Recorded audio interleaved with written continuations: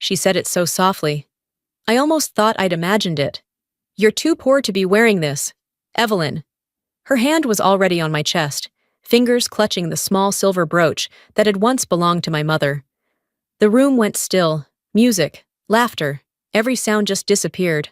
I didn't move. I'd learned, over the years, that stillness hurt less than speaking. It wasn't the first time she'd done this.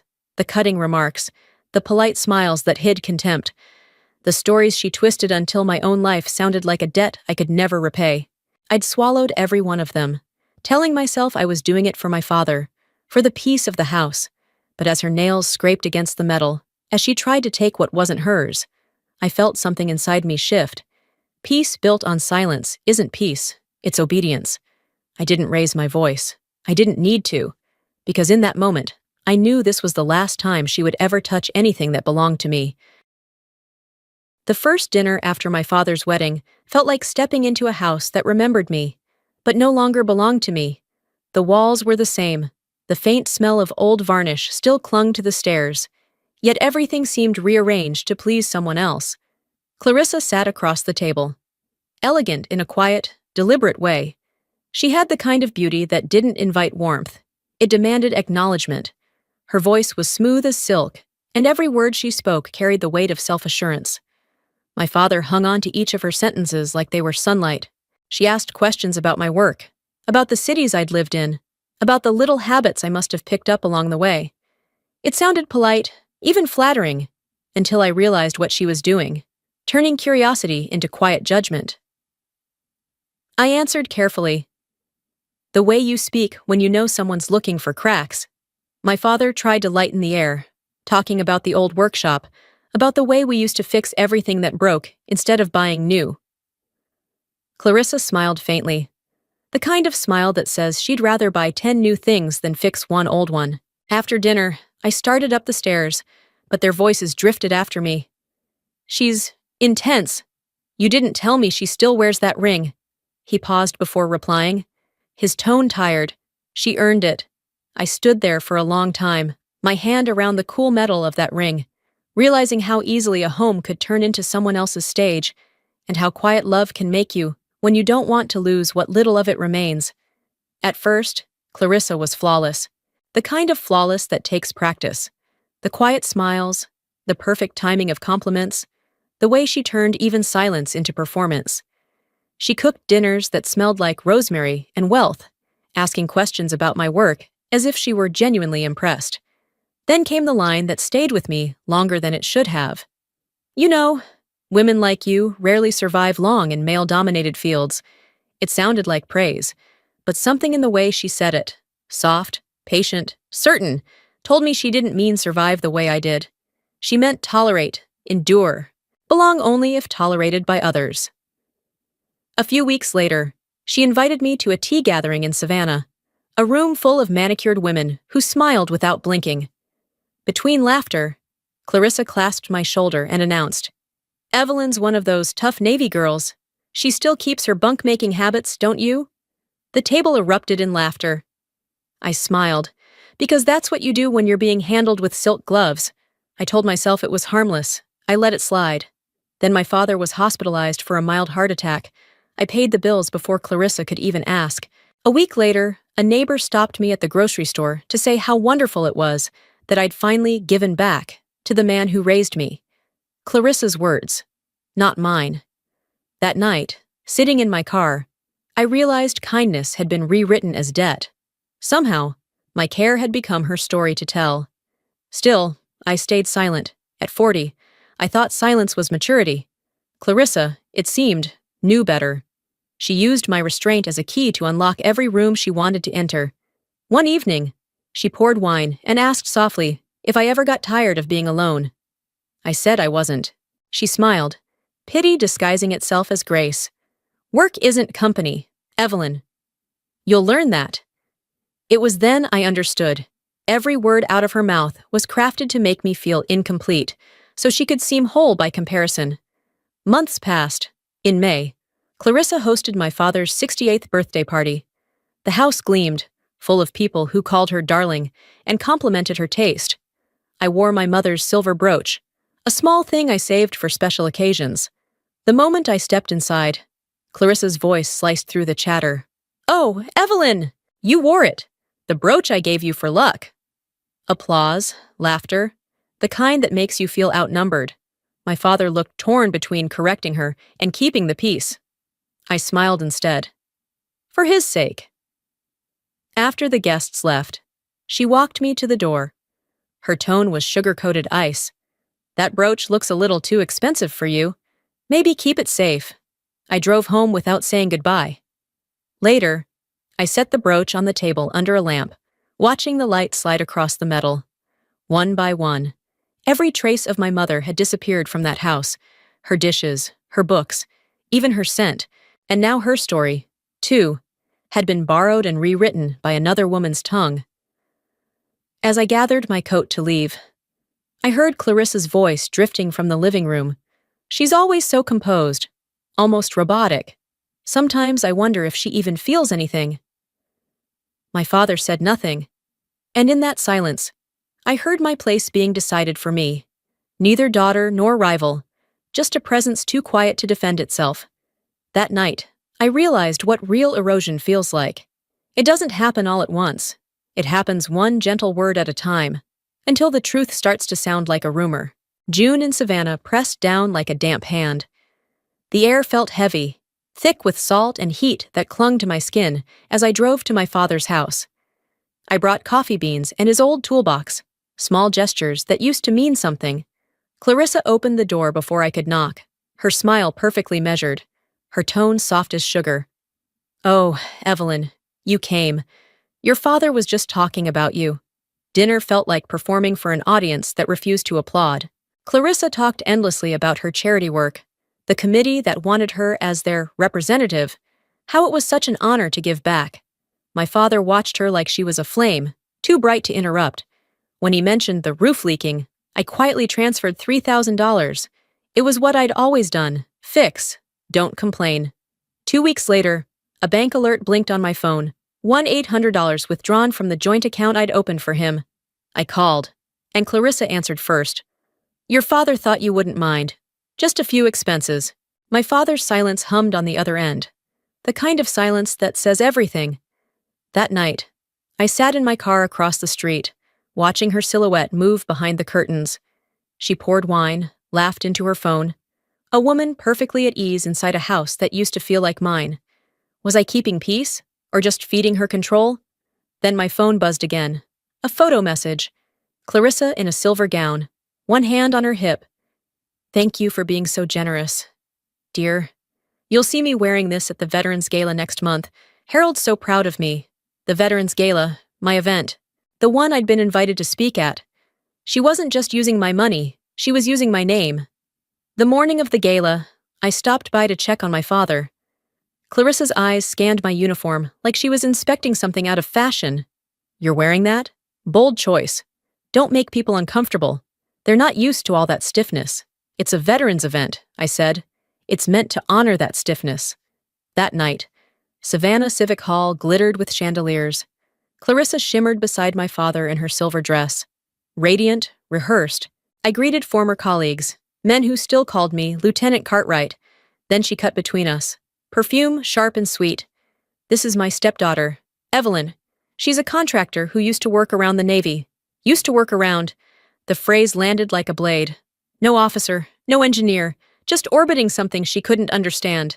Minutes later, Commodore Bennett approached, smiling warmly. "Lieutenant Cartwright, still standing tall. I see." He saluted. I returned it, behind me. Clarissa froze, her expression collapsing under the weight of truth. The room shifted. For once, I didn't shrink. The drive home was quiet until her voice sliced through. "You shouldn't wear that uniform off duty. It looks desperate." I met her eyes in the mirror. "It's not for attention. It's for respect. Something you wouldn't understand." Her smile hardened. "There it is. The real Evelyn. Cold, arrogant. Just like your mother must have been." The words hit harder than she knew. I clenched the wheel, swallowed everything I wanted to say. When we reached the house, I didn't look back. Later, at the Charleston Pier, the water moved black beneath the moon. I realized silence isn't grace. It's surrender. The next morning, an email waited. Clarissa Cartwright, guest donor, honoring the Cartwright family of veterans. She wasn't finished yet, but neither was I. The morning before the gala, an email from an old Navy friend appeared in my inbox. He was a journalist now, working for the Savannah Tribune. Attached was a photo of the event preview, a press release featuring Clarissa, smiling like a debutante beneath golden lights, wearing my mother's silver brooch. The caption below read, Clarissa Cartwright, representing the Cartwright family's Navy legacy. That word, legacy, hit harder than I expected. It belonged to my mother, to the long nights my father spent in hangars breathing engine smoke, to the quiet sacrifice no one clapped for. Now it was reduced to a prop for Clarissa's personal campaign. I called my father. She took Mom's brooch, I said. She's borrowing it. Eve. Just one night. It's not about the brooch. It's what she's saying with it. She means well. 3 words I'd heard my whole life. 3 words that excused every small cruelty. I hung up. That evening, I found Clarissa in the hotel lobby, surrounded by her circle of socialites. The brooch glinted against her silver gown, shining like a wound. She threw her arms open. You made it! We're being photographed for the Tribune, I said quietly. You're wearing my mother's heirloom. Her smile barely flickered. Our heirloom now, dear. During the ceremony, she floated from table to table, charming everyone, sprinkling phrases like, our Navy roots, as if she'd earned them. When she took the stage, she declared how honored she was to represent her husband and our family's long Navy tradition. My father's hands tightened around his chair. I could feel heat rise behind my eyes, but I stayed silent. Later, a man leaned toward me. Your stepmom's quite the speaker, he whispered. She said her family lost a Lieutenant Cartwright in the war. Your grandfather, right? I gripped my glass until it trembled. Lieutenant Cartwright wasn't my grandfather. He was my father's younger brother, the man who'd died saving others from a burning ship. The medal that brooch represented had been awarded in his name. Clarissa's lie didn't just distort history, it desecrated it. After the crowd thinned, she approached, her voice low and sharp. Don't look at me like that. You think you own honor? People remember stories, not truth. Learn that. I walked out before she could finish. 3 days later, a new email arrived. Evelyn Cartwright, guest of honor, Veterans Contribution Segment. I hadn't registered. When I called, the organizers cheerfully said, Mrs. Clarissa Cartwright nominated you herself. The night of the gala came cold and gray. Rain misted the city as I drove, wearing a plain black dress and the brooch, reclaimed the night before when my father silently handed it back. Inside, chandeliers glittered above a sea of polished faces. Clarissa froze for a second when she saw me, then smiled wide. Oh, Evelyn, perfect timing.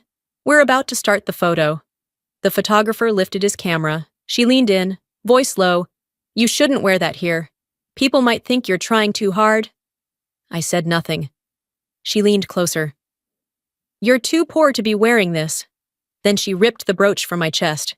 The sound of tearing fabric cut through the music. My father stood up, face pale. Before I could move, a deep voice broke through the silence. Ma'am, that isn't jewelry. That's a memorial medal. Every head turned. An elderly man stepped forward, Elias Turner, a Navy veteran who had served with my uncle. His cane tapped the floor. Lieutenant Cartwright died saving 2 men from a burning vessel, he said.